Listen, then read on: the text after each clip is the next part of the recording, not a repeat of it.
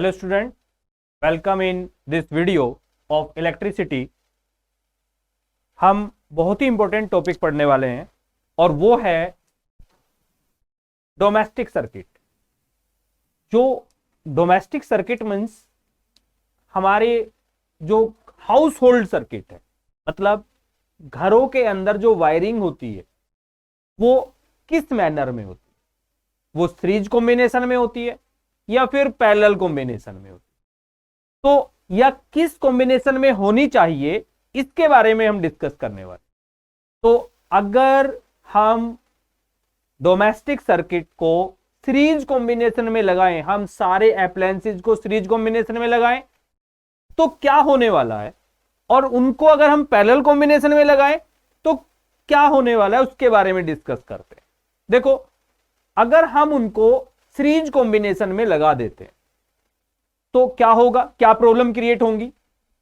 First of all, अगर आपने ये सीरीज कॉम्बिनेशन में आपने क्या किया, ये कोई अप्लायंसेस है, एक बल्ब है, आपने इसके साथ में एक फैन लगा दिया, ये आपने यहां पर एक टीवी लगा दिया और यहां पर आपने एक रेफ्रिजरेटर लगाया।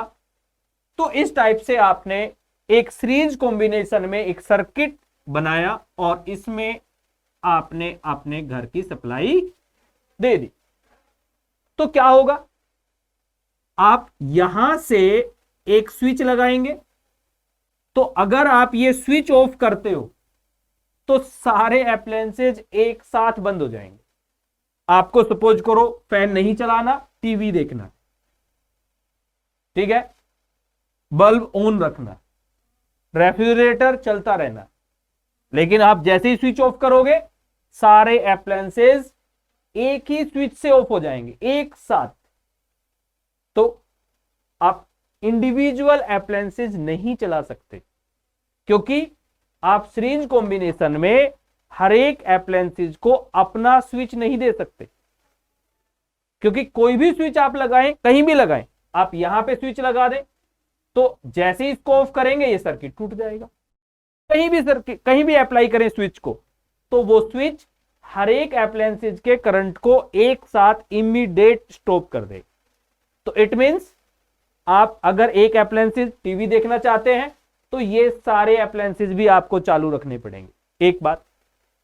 दूसरी चीज, सेकंड थिंग क्या है, जैसे जैसे आप अप्लायंसेज बढ़ाओगे सीरीज कॉम्बिनेशन में, तो सीरीज कॉम्बिनेशन का रेजिस्टेंस का फॉर्मूला क्या बताया था आपको, R equals to R1 plus R2 plus R3 plus and so on. तो जितने भी रजिस्टर होंगे आप ऐड करते जाएंगे अप्लायंसेज, उतना ही रेजिस्टेंस सर्किट का, हाउस होल्ड सर्किट का रेजिस्टेंस बढ़ता जाएगा, ठीक है। और जैसे जैसे रेजिस्टेंस बढ़ेगा आपका करंट कम होता चला जाएगा, सर्किट से करंट का फ्लो कम हो जाएगा। रेजिस्टेंस बढ़ेगा तो करंट कम हो जाएगा। तो ये जो अप्लायंसेज हैं वो अपनी पूरी स्ट्रेंथ से नहीं चल पाएंगे, ठीक है। और आपको यह भी बताया गया था कि सीरीज कॉम्बिनेशन में हर एक रजिस्टर का पोटेंशियल डिफरेंस डिफरेंट होता। तो जो पोटेंशियल डिफरेंस आपने 220 वोल्ट जो आपके घरों के अंदर आता है 220 वोल्ट, वो 220 वोल्ट इन सब में डिवाइड होता चला जाएगा। तो सपोज करो ये अप्लायंसेज बना है 220 वोल्ट पोटेंशियल डिफरेंस पर वर्क करने के लिए, लेकिन जैसे ही आपने इसके साथ फैन जोड़ दिया सीरीज में, तो इसका पोटेंशियल डिफरेंस डिवाइड हो गया, 220 वोल्ट इसके साथ भी डिवाइड हो गया, टीवी के साथ भी हो गया, रेफ्रिजरेटर के साथ भी हो गया, तो इसको कितना मिला, लगभग 20 वोल्ट। तो इट मींस जब इसको 20 वोल्ट मिलेगा तो क्या ये अपने पूरे परफेक्ट एफिशिएंसी से चल पाएगा, नहीं। तो ये इसकी डिसएडवांटेजेस हैं। और सपोज करो आपने सब कुछ अरेंज भी किया हुआ है, आपका ये बल्ब जल जाता है, मतलब एक अप्लायंसेज खराब हो जाता है, तो क्या होगा, जैसे ये खराब हुआ तो करंट यहां से आगे फ्लो ही नहीं करेगा। तो अगर कोई भी एक अप्लायंसेज खराब हो जाए तो सारे अप्लायंसेज वर्क करना बंद कर देंगे। तो ये इसके डिसएडवांटेजेस हैं, ठीक है। आपने इसका तो एग्जांपल आपने बहुत बार देखा होगा दीपावली पर जो हम लोग लड़ी लगाते हैं, लाइटिंग करते हैं, तो लाइटिंग में क्या होता है, लाइटिंग के अंदर बल्ब होते हैं और वो जो छोटे बल्ब होते हैं वो सब सीरीज में कॉम्बिनेशन होते हैं, सीरीज में कंबाइंड रहते हैं और कुछ दिनों बाद वो लाइट खराब हो जाती है। क्यों? क्योंकि कोई एक बल्ब जल जाता है और जैसे ही एक बल्ब फ्यूज हुआ बाकी सारी की सारी लाइट एक साथ बंद हो जाती है, काम करना बंद कर देती है। रीजन? क्योंकि जैसे ही एक बल्ब फ्यूज होगा वैसे ही सप्लाई, करंट की सप्लाई रुक जाएगी और वो वर्क नहीं करेगा। तो ये सारे क्या है, these are the disadvantages of series combination. तो सीरीज कॉम्बिनेशन में सबसे बड़ी प्रॉब्लम्स क्या है, अगर हम सीरीज कॉम्बिनेशन में अपने घर के सर्किट्स को लगा दें तो ये फर्स्ट ऑफ ऑल हम इंडिविजुअल स्विच नहीं दे सकते। सेकेंड, अगर एक अप्लायंसेस वर्क करना बंद कर देगा तो सारे अप्लायंसेस एक साथ स्टॉप हो जाएंगे।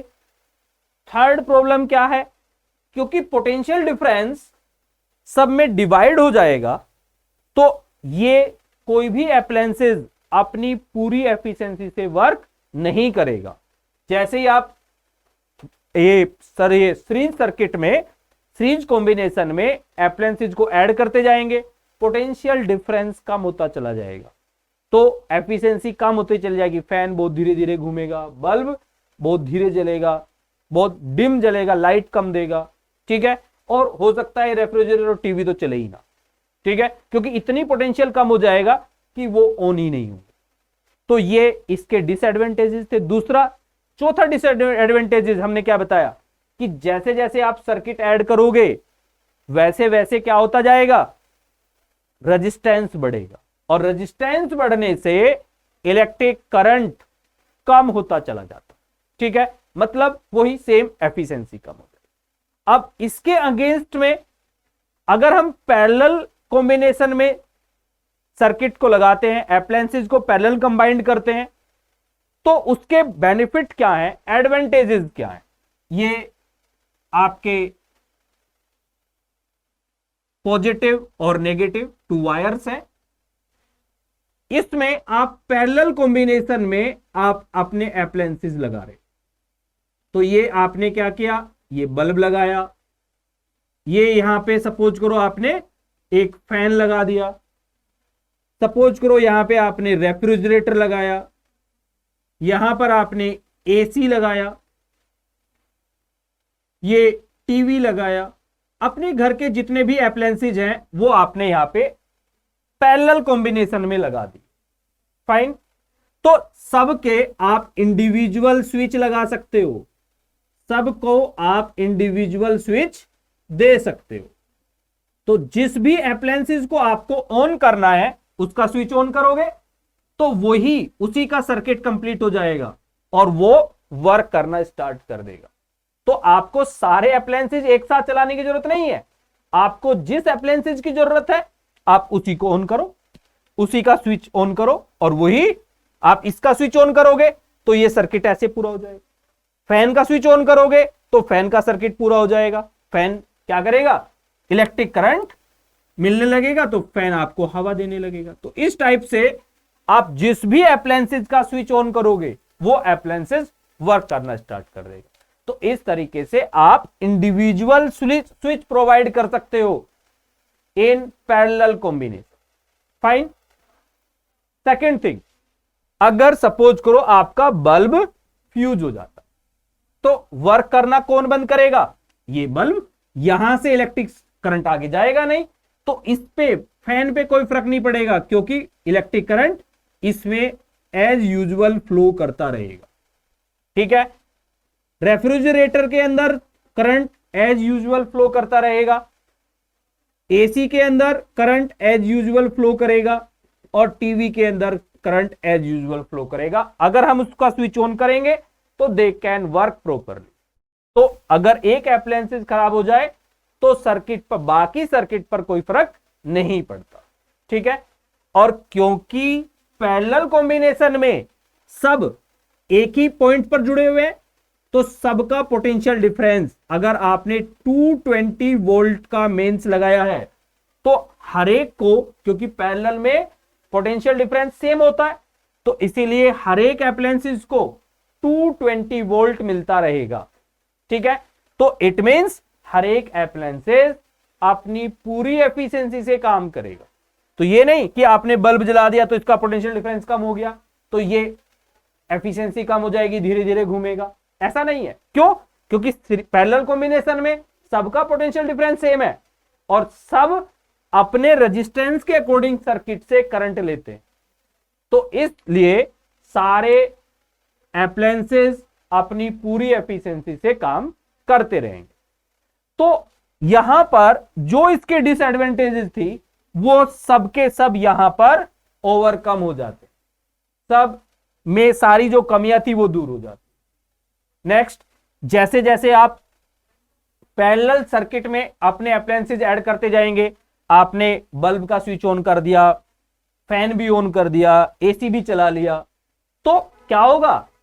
सर्किट का रेजिस्टेंस, क्योंकि पैरेलल में रेजिस्टेंस कम होता जाता है, जितने भी सर्किट आप पैरेलल में लगाओगे रेजिस्टेंस कम होता चला जाएगा, और रेजिस्टेंस कम होगा तो सर्किट से करंट बढ़ता चला जाएगा। तो करंट बढ़ता जा रहा है तो आप सर्किट से मैक्सिमम करंट ले सकते हो, और मैक्सिमम करंट लोगे तो आपके अप्लायंसेस सब अपने पूरी एफिशिएंसी से वर्क करेंगे।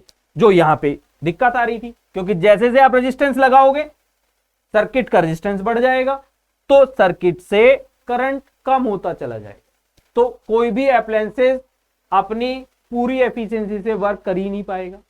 ठीक है, तो ये थे advantages of parallel combination and disadvantages of series combination. अब इसके बाद एक बहुत ही इंपॉर्टेंट टॉपिक है, दैट इज द पावर। तो पावर क्या है?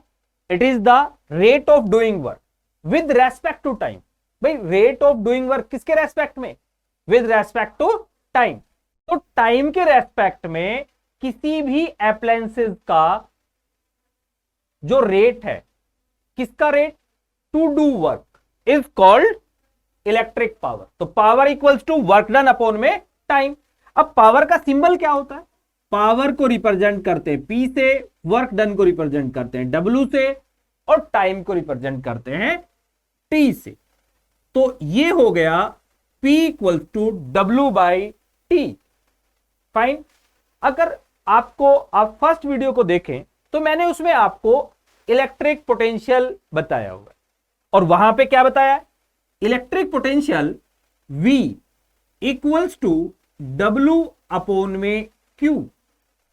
Fine, V equals to W upon Q, और एक फॉर्मूला था Q equals to IT। Electric current के अंदर, इलेक्ट्रिक करंट वाले टॉपिक में मैंने बताया था Q इक्वल्स टू IT।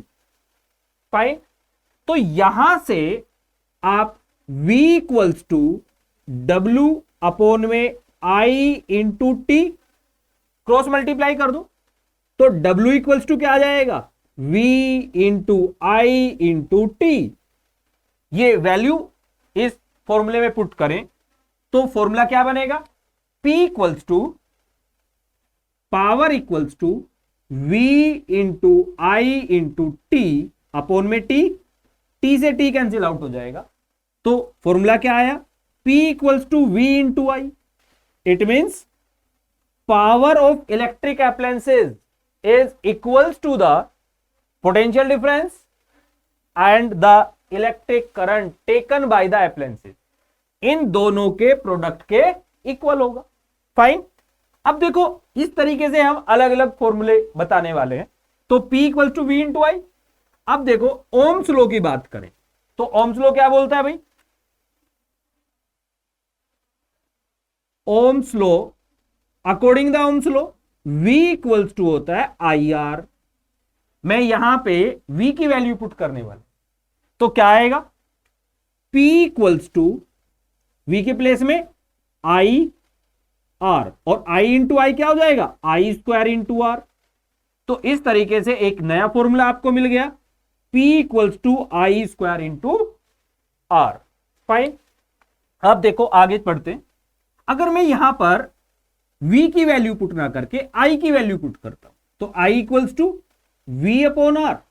मैं यहां पर, इस बार मैंने पहले I की वैल्यू पुट की थी यहां पर, अब मैं यहां पर V की वैल्यू पुट करता हूं, तो क्या हो जाएगा, P इक्वल्स टू, यहां पे I की वैल्यू पुट कर रहे हैं तो V I upon, sorry, I equals to V upon R, तो ये हो जाएगा V इंटू V अपॉन में R, तो ये बन जाता है V स्क्वायर अपॉन R। तो ये इसका third formula, power P equals to V square upon R। तो इस तरीके से यहां पर हम P equals to W upon T, P equals to V into I, P equals to I square into R और P equals to V square upon R।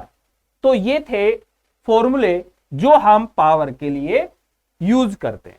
ठीक है, अब देखो यूनिट क्या होती है, unit of the power, unit of power.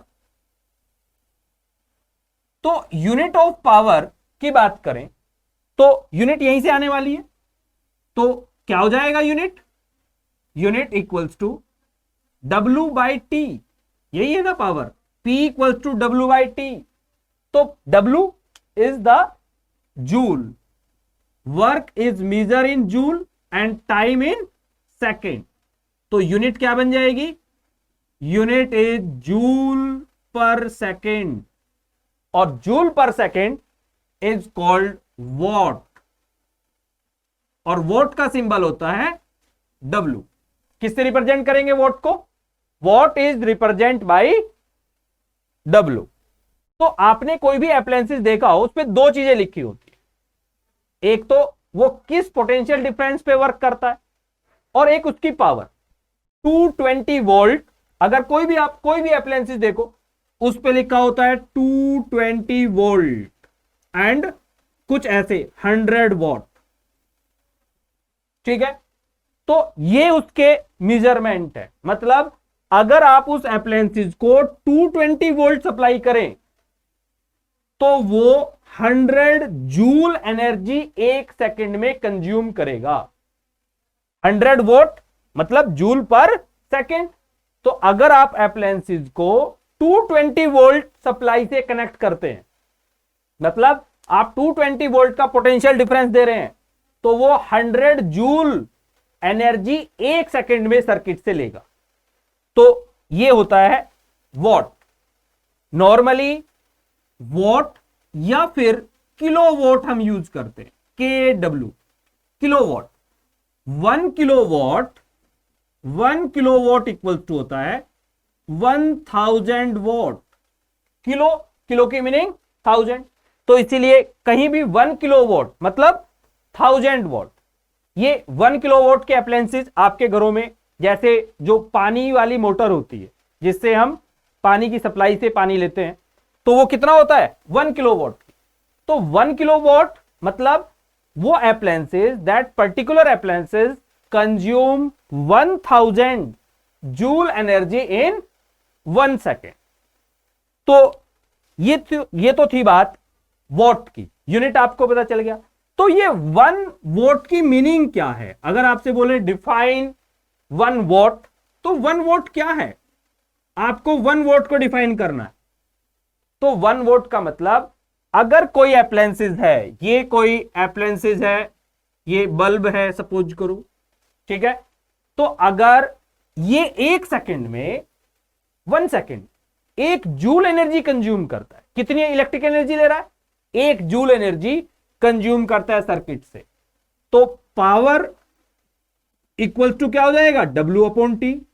W कितना है 1 जूल, और टाइम भी कितना है 1 सेकेंड, तो डिवाइड होके क्या आने वाला है 1 जूल पर सेकेंड, मतलब 1 वॉट। तो स्टूडेंट, अब हम कुछ पावर के कुछ क्वेश्चंस देख लेते हैं।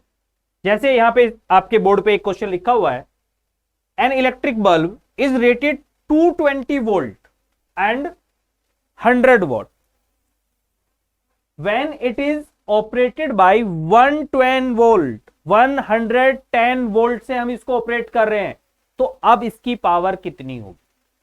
देखो मैंने पहले ही बताया था आपको कि ये रेटिंग का मतलब क्या होता है, मीनिंग अगर हम अप्लायंसेस को इस बल्ब को 220 वोल्ट देंगे तब ये हमें 100 जूल वर्क देगा, मतलब 100 जूल एनर्जी देगा। ठीक है, तो जो इलेक्ट्रिसिटी का कंजप्शन है तो वो कितना करता है, 100 जूल इन 1 सेकेंड। तो जितनी एनर्जी लेगा उतना ही हमें वर्क भी देगा। फाइन, तो जब हम इसको 220 वोल्ट से कनेक्ट करेंगे तो 100 वॉट एंड इसकी पावर कंजप्शन होती है, लेकिन जब हम इसको 110 वोल्ट से कनेक्ट करते हैं तो इसकी पावर कम हो जाएगी। अब कितनी रह जाएगी उसको कैलकुलेट करते हैं, लेकिन उससे पहले ये देखना पड़ेगा कि क्या चीज है जो कांस्टेंट रहती है। आप इसको 220 वोल्ट से कनेक्ट करें या 110 वोल्ट से कनेक्ट करें तो कौन सी प्रॉपर्टी है जो कांस्टेंट रहती है, वो प्रॉपर्टी है रेजिस्टेंस। तो इलेक्ट्रिकल रेजिस्टेंस क्या होता है, एक फिक्स क्वांटिटी है, तो इन दोनों की हेल्प से हम इसका रेजिस्टेंस फाइंड आउट कर लेते हैं। ठीक है, तो आपके पास फॉर्मूला क्या था, P equals to V square upon R. तो यहां से आप इसका रेजिस्टेंस फाइंड आउट करोगे तो R equals to V square upon P, और V की वैल्यू 220 इंटू 220 अपॉन में 100 मल्टीप्लाई करो तो ये आ जाएगा 484। 22 मल्टीप्लाई बाय 22 तो 484, 100 और ये आ गया आपका 484 ओम। फाइन, तो अब आपके पास में क्या है, आपके पास में रेजिस्टेंस आ गया, आपके पास रेजिस्टेंस भी है। अब हम इसको कितने वोल्ट से चला रहे हैं, 110 वोल्ट से ऑपरेट कर रहे हैं, तो पावर कितनी होगी, power equals to same formula, power equals to V square upon में आर। तो V आपके पास है इंटू 110 अपॉन में R 484। फाइन, तो जब आप इसको अब कैलकुलेट करोगे तो कैलकुलेशन करने के बाद आपके पास आंसर आएगा 25 वॉट। तो जब आप इसको 110 वोल्ट से ऑपरेट करेंगे तो इसकी पावर केवल 25 वोल्ट रह जाएगी। तो ये आंसर आ जाता है। इसके बाद नेक्स्ट क्वेश्चन देखते हैं, what will be the current drawn by electric bulb, जो कितना है 40 वोल्ट का। ठीक है, एक 40 वोल्ट का बल्ब है, ठीक है, when it is connected with a source of 220 volt, मतलब हम बल्ब को 220 वोल्ट के सोर्स से कनेक्ट कर रहे हैं और उसकी पावर कितनी है 40 वोल्ट, तो कितना करंट ले रहा है वो, तो फॉर्मूला है P equals to V into I. हमें वो फॉर्मूला देखना है जो पावर में हो और V में हो, पोटेंशियल में हो और इलेक्ट्रिक करंट में। तो यहां से I इक्वल्स टू क्या आ जाएगा, I equals to cross multiply करेंगे तो क्या होने वाला है P अपॉन में V। पावर कितनी है 60 और V कितना है 220, इट मीन्स 6 अपॉन में 22, और इसको आप फाइंड आउट करते हैं तो ये आंसर आएगा आपका 0.18 एम्पियर। ठीक है, तो केवल जो ये बल्ब है वो 0.18 एम्पियर करंट ड्रॉ करेगा सर्किट से।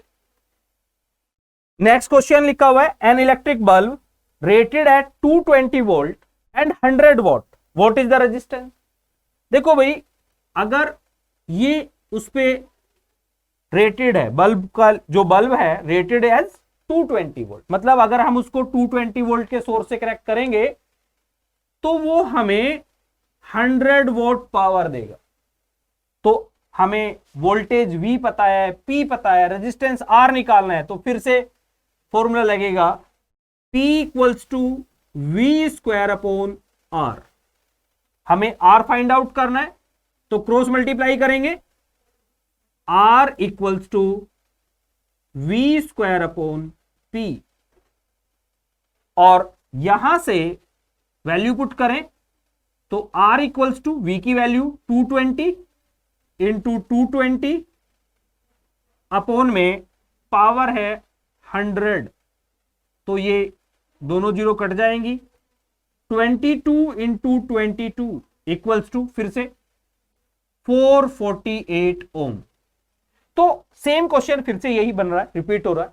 तो इस तरीके से क्वेश्चन कैसे भी पूछा जाए, आपको वो 3 फॉर्मूले पावर के यूज करके उनका आंसर देना।